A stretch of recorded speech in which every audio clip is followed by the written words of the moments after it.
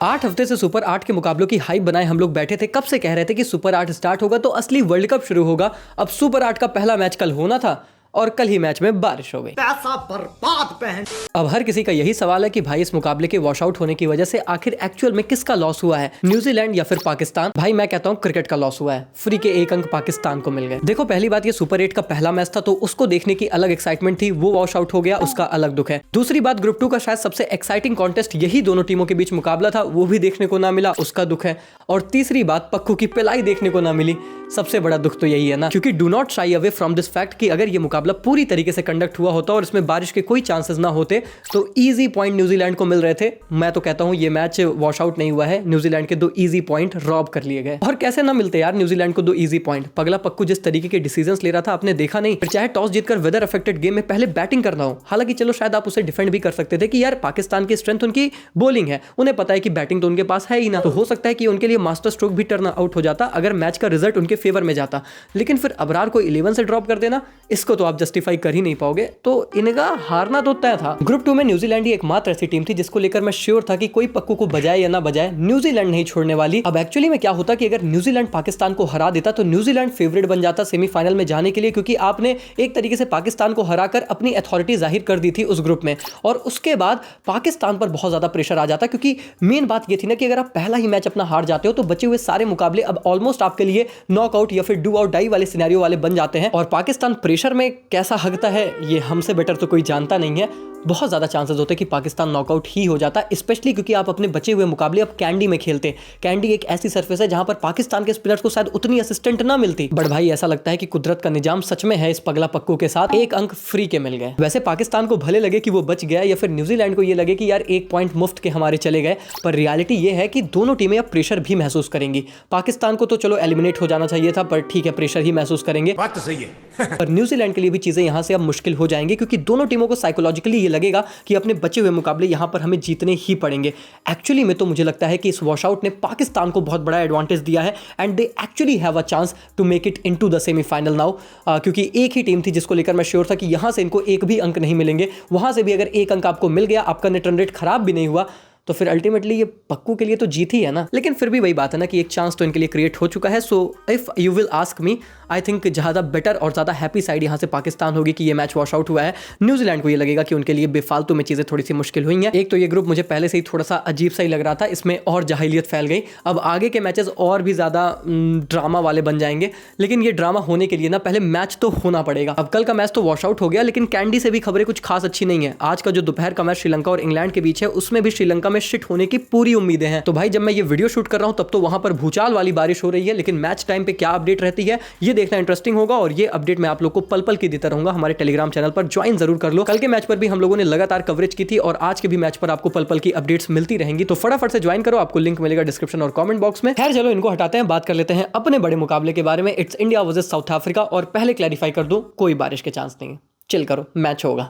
अब काफी लोगों का ये मानना है this could be a final before final. काफी लोग एक्सपेक्ट कर रहे हैं कि इंडिया वर्सेस साउथ अफ्रीका आपको 2024 के बाद 2026 में भी फाइनल खेलती नजर आ सकती है। दोनों इस कदर की टॉप क्वालिटी टीम है, तो कंपटीशन कितना तगड़ा होगा और ये मैच कितना तगड़ा होगा तुम समझ सकते हो। अब वैसे तो ये मुकाबला इंडिया के अहमदाबाद में हो रहा है, पर हम कह सकते हैं कि साउथ अफ्रीका का होम ग्राउंड ही है, क्योंकि जब से आए हैं घूम फिर के वो अहमदाबाद में ही रह रहे हैं। लेकिन हार्दिक भाई से ज्यादा थोड़ी रहे। और मैं आपको बता दूं कि हार्दिक भाई के आंकड़े दक्षिण अफ्रीका के खिलाफ बहुत कमाल के हैं, तो सिस्टम सेट है भाई। वैसे इस मैच को आप बहुत से एंगल से देख सकते हो। जैसा हमने अभी ग्रुप 2 में पाकिस्तान और न्यूजीलैंड की बात की थी कि भाई एक मैच अगर आप हार गए यहां से तो अगले बचे हुए मैचेस आपके लिए डू और डाई हो जाते हैं। इस तरीके का सुपर 8 का फॉर्मेट ही है। अब वही सेम बात इंडिया और साउथ अफ्रीका के लिए भी है। भाई ये मैच वैसे हमें लगता है कि इंडिया जीत जाएगी, फेवरेट ही है, जीतना तो हमें ही चाहिए, बट रियलिटी ये है कि अगर गलती से भी चीजें 19-20 हो गई ना तो बचे हुए मैचेस में फिर बहुत ज्यादा प्रेशर आएगा। तो फिर सवाल आता है कि आखिर भारत ये मैच जीत कैसे सकता है। अब उसके लिए आपको मैचेस के कुछ इंपॉर्टेंट मोमेंट्स जीतने होंगे, और उनमें सबसे बड़ा और सबसे इंपॉर्टेंट मोमेंट जो मुझे लगता है कि इस पूरे गेम को कंट्रोल करेगा वो है इंडिया वर्सेस एडन मार्करम। हाँ भाई, फिर चाहे वो बॉलिंग करे चाहे वो बंदा बैटिंग करे। अब मैं आपको बता दूं कि ब्लैक सॉइल पिच इस मुकाबले के लिए इस्तेमाल हो रही है। ब्लैक सॉइल पिच अहमदाबाद की, अरे वही पिच जिसपे 2023 ओडीआई वर्ल्ड कप का फाइनल खेला गया था, वही वाली है। बताओ यार, लड़कियां कहती हैं लड़के तो बड़े आसानी से मूव ऑन कर जाते हैं। हमारे तो ये आलम है कि 2026 के मैच के लिए 2023 की अभी भी उस पिच का रेफरेंस देते हैं। Are you serious right now, bro? हार ही जाएंगे भाई। नहीं हारेंगे अगर हम प्लानिंग सही रखेंगे। एडन मार्करम की मैं बात कर रहा था, इनकी ऑस्पिन के अगेंस्ट और इनकी बैटिंग के अगेंस्ट दोनों के खिलाफ हमें प्लानिंग करके आना पड़ेगा। अब आपको बहुत अच्छे से पता है कि साउथ अफ्रीका के पास उनके अर्सेनल में सबसे बड़ा तरकश का तीर यही है कि एडन मार्करम एज एन ऑस्पिनर है। एक्चुअली में इनके पास सिर्फ है ही यही, इनके पास ज्यादा ऑस्पिन का ऑप्शन नहीं है। तो इंडिया के पास जो सबसे बड़ा स्ट्रगलिंग पॉइंट ऑफ व्यू था कि भाई हम ऑस्पिन के अगेंस्ट स्ट्रगल करते हैं, एडन मार्करम को हमें टैकल करना है। इसीलिए तो जब एडन मार्करम नेट सेशन में आए थे पिछले 2 दिनों में, तो सबसे पहले उन्होंने बैटिंग छोड़कर अपनी ऑस्पिन की प्रैक्टिस की, क्योंकि उन्हें भी पता है कि हमारे टॉप ऑर्डर के अगेंस्ट उनका रोल बहुत अहम होने वाला है और उसी को हमें टैकल करना है। और मैं तुम्हें एक बात बोलूं, उनको टैकल करने और उनको तबाह करने में भी सिर्फ एक ही खिलाड़ी का रोल है। यही जो एक बंदा हमारे लिए डग डग डग बना रहा है ना, एक मैच में ये बंदा शतक भी नहीं, बस थोड़ा सा वो अपना धुआंधार अभिषेक रूप दिखा देना, मामला सेट है। फिर चाहे ऑफ स्पिनर हो, लेग स्पिनर हो, सबकी बत्ती सी खोल देनी है। ये जो आप सारी वीकनेसेस देख रहे हो, ये जो सारे मैचअप्स क्रिएट हो रहे हैं, लोग इतना ऑफ स्पिन की बात कर रहे हैं, सूर्य कुमार यादव, तिलक वर्मा एक्सपोज हो रहे हैं, अभिषेक शर्मा बोल्ड हो रहे हैं, सब धरा का धरा रह जाएगा। बस एक बार ये अभिषेक चल जाए भाई। उसके लिए अभिषेक को क्या करना है, थोड़ा सा समय लीजिए। अगर ऑफ स्पिनर सामने से आ रहा है तो आगे निकलकर मारने की जरूरत नहीं है। वो आपको रूम ना देंगे, आपको क्रैम्प करेंगे, आपको टैप करके सिंगल लेके नॉन स्ट्राइकर एंड पे चले जाना है। लेट ईशान फेस हिम और थोड़ी देर मैच को चलाइए।